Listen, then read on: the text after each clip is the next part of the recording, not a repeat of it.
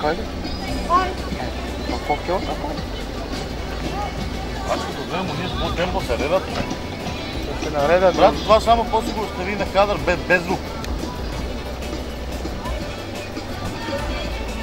Най-доброто момче. Аз почпай само на колко сте.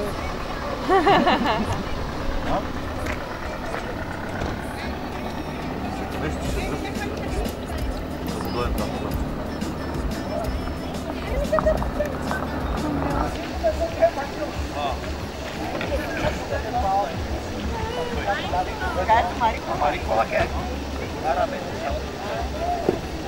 A câte quer colava?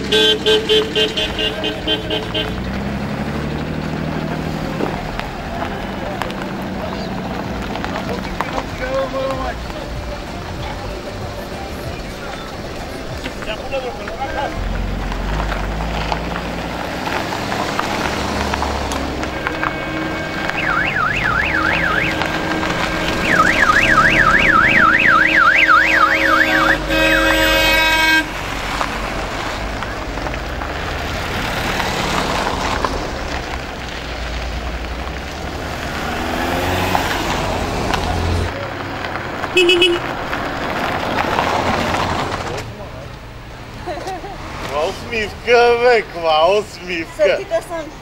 Ще дошли на рождение. Усещам, че има усмивка голяма. Разбира се. Айде, идвайте! Айде!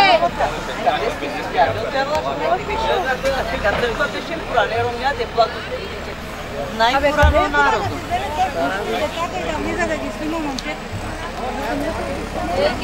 Глава Ангола, Кио.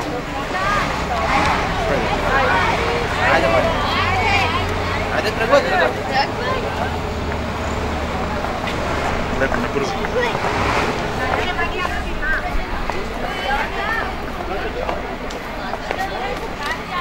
Вие влизате там. Ама влизате, виж къде. Тука бе, Иляне бе. Боби, отвътре може да... Чакай малко, Боби, да влизам.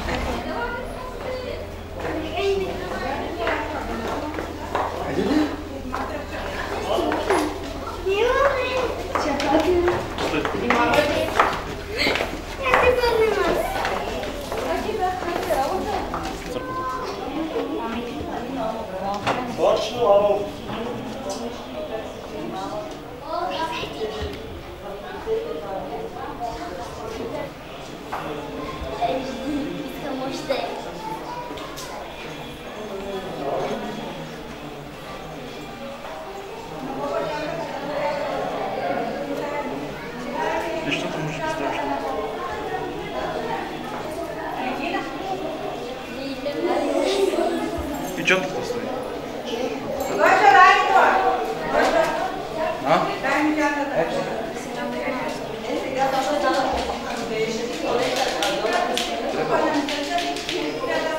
Не пипай ти се, не.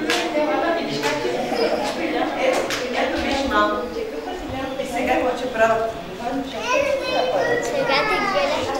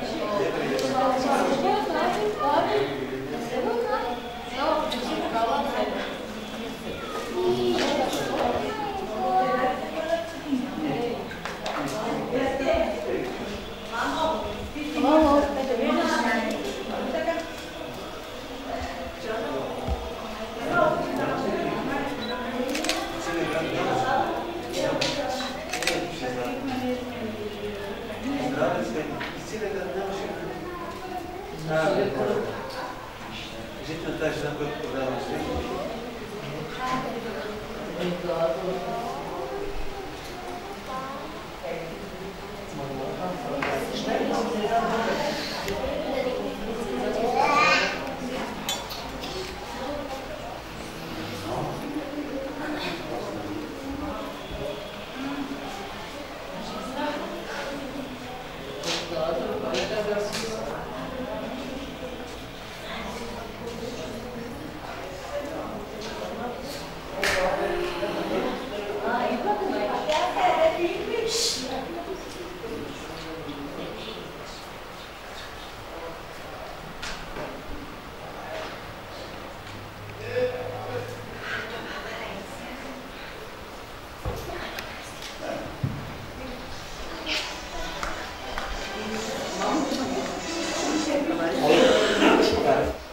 Искам да помоля всички, които имат телефончета и не се изключили звука, първо да ги изключат.